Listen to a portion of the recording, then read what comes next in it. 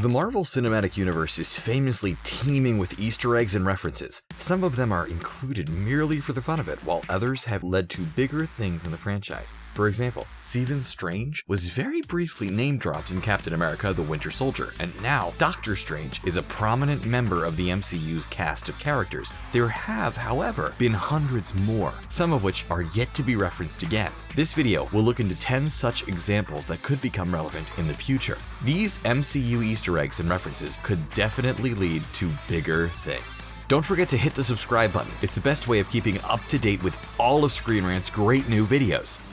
Odin's treasures. Fake. Most of the stuff in here is fake.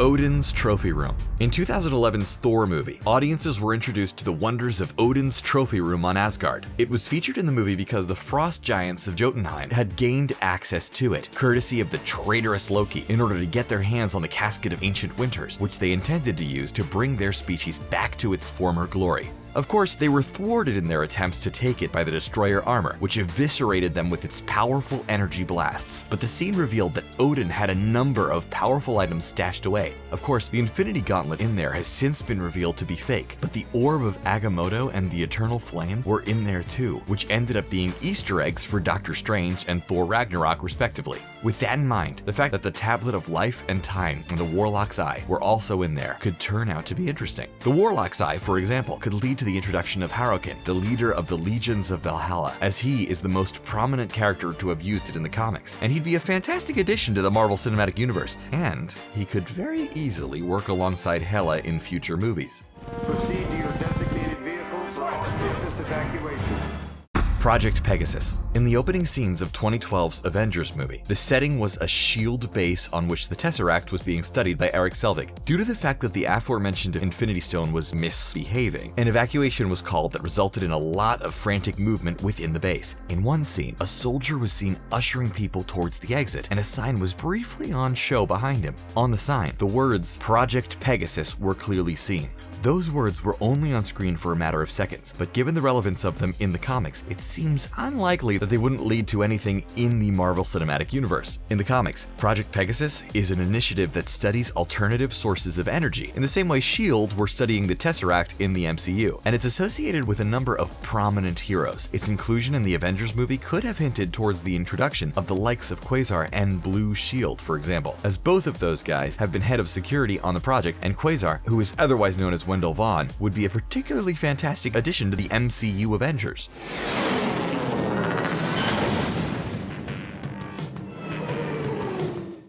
Grandmaster's Tower. 2017's Thor Ragnarok saw the Hulk as the champion gladiator on Sakaar in the Grandmaster's Tournament of Champions. The Grandmaster, played brilliantly by Jeff Goldblum, was the main man on the planet, with servants and bodyguards working for him, and he also had a tower built that was devoted to his legacy. On the side of his tower, the very recognizable faces of his former champions were sculpted, those champions being Bee-Beast, Man-Thing, Darkcrawler, Ares, and Beta Ray Bill. While the inclusion of some of those characters are nothing more than fun nods to the comics, you have to believe that at least a couple of them will lead to something bigger. Beta Ray Bill and Ares in particular would be fantastic additions to the Marvel Cinematic Universe. Both characters are powerful heroes. Well, in Ares' case, he's an anti-hero, and they could provide some much-needed support to the existing good guys in the MCU. Their introduction could lead to some very interesting stories and concepts for the franchise. For example, Beta Ray Bill could become a member of a live-action Annihilators team, and Ares would mean the Olympian gods were coming to the MCU, and that really would be awesome.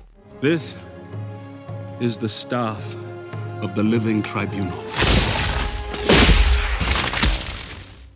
The staff of the Living Tribunal. 2016's Doctor Strange movie featured many objects of power, both of a mystical and cosmic nature. Of course, the most prominent example was the Eye of Agamotto Infinity Stone, also known as the Time Stone, which was used to trap Dormammu in a time loop and reverse time to undo the destruction caused by the villain's dark dimension merging with Earth. Other items either seen or mentioned in the movie included the Evil Eye of Avalon, the Wand of Watum, the Staff of One, and the Vaulting Boots of Voltor, all of which could potentially lead to the introduction of characters or plots details relating to them from the comics. However, the most intriguing item was the Staff of the Living Tribunal, which was essentially a mystical weapon similar to both a whip and a pair of nunchucks. Karl Mordo used and specifically named the item during a training scene involving the titular Strange. In the comics, the Living Tribunal is the second most powerful being in the Marvel Universe, behind only the one above all, who is essentially God. Should that item's inclusion in the MCU be hinting toward the character's appearance in the franchise, it would be absolutely incredible. He is powerful enough to shut down the power of the Infinity Stones. Make of that what you will.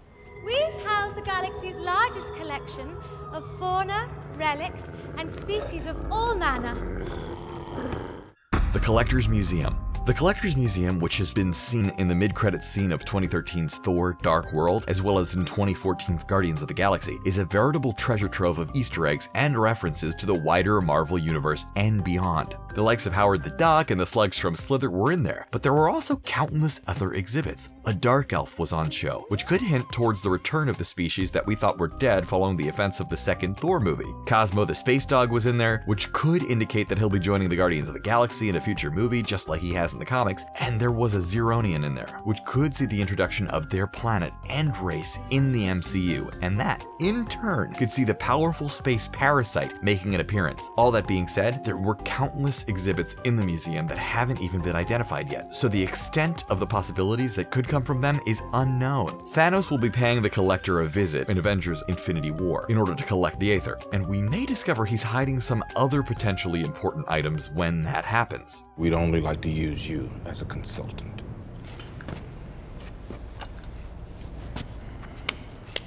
You can't afford me.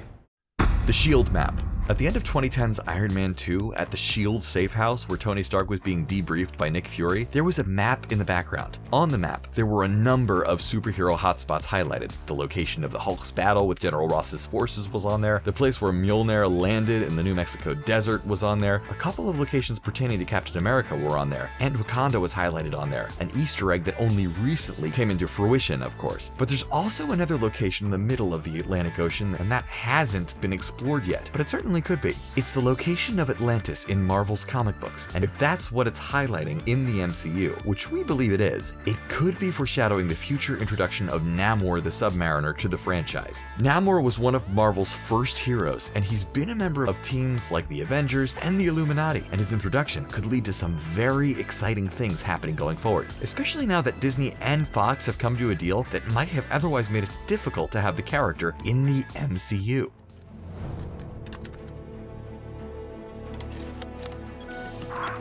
Good evening, boss. Jocasta.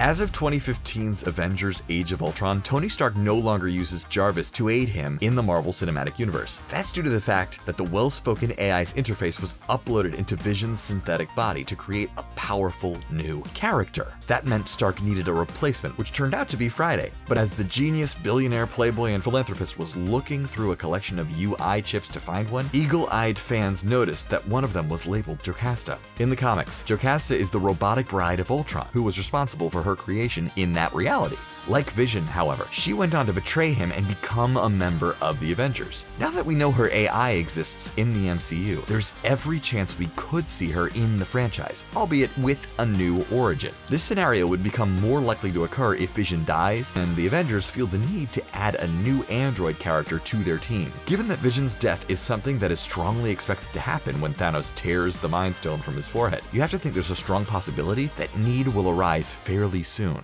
The universe rotates on a 5,000-year cycle. And once a cycle, all the worlds align. Erik Selvig's Chalkboard. In 2013's Thor: The Dark World, Erik Selvig was revealed to have been driven mad by his experiences in the Avengers movie a year earlier. He had experienced having a god inside his head, after all. Selvig ended up incarcerated in a mental institution, but he was still doing astrophysicist stuff, which was epitomized by some doodling he did on a chalkboard. He put a lot of information down that eagle-eyed MCU fans were quick to notice, and a number of those things could be hinting at some major stories in the franchise going forward. There is a reference to to the Fault, which is the rip in the fabric of the universe that leads to the Cancerverse, a concept strongly associated with the Thanos Imperative story arc. There was also a reference to the Crossroads, which is a dimension in Marvel Comics that consists primarily of portals to other worlds, which could very easily become prominent, especially given the potential links to the X-Men movie franchise going forward. The Nexus of All Reality was also on there, and that's a location in the Florida Everglades where parallel universes sometimes intersect. Essentially, these Easter eggs could be hinting at the MCU clashing with a number of alternate realities in the future.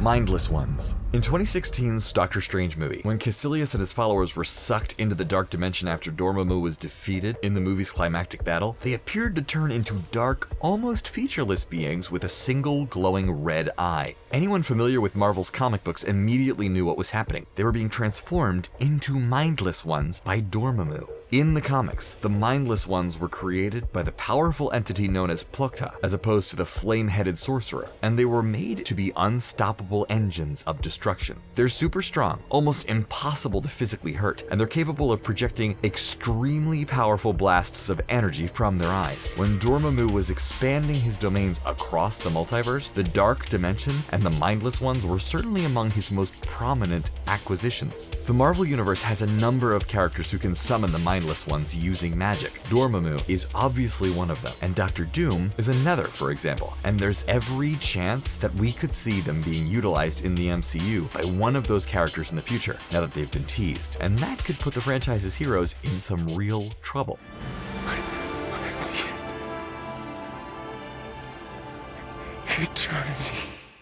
Eternity. The Guardians of the Galaxy movies are the first Marvel Cinematic Universe offerings to truly venture into the cosmos, so it's no surprise when Marvel's cosmic entities appear or get mentioned. The likes of the Collector, Ego, the Living Planet, and Isan the Searcher have all featured in the Guardians movies to date, but we could have seen another one hinted at in 2017's Guardians of the Galaxy Volume 2. When Ego was revealing his plan to take over the universe to Peter Quill, he tapped him on the forehead and gave him a vision of sorts. Peter's eyes turned black and starry, and he said he could see eternity. He could have simply been referring to the fact that he could see beyond the edge of the universe, but he could also have been referring to the cosmic being known as Eternity, whose body, in the comic books, just so happens to be black and starry like Peter's eyes were. The character had previously been pictured in the first Guardians movie too, on the walls of the Temple Vault on Morag. If these things were foreshadowing the introduction of Eternity as a character to the MCU, it would truly be a spectacular thing to see. And that's the end of our video. Did you enjoy it? Which other subtle Easter eggs could lead to big things in the MCU? Let us know your thoughts in the comments section below. And don't forget to like, share, and subscribe to Screen Rant for more great videos like this one. Bye for now.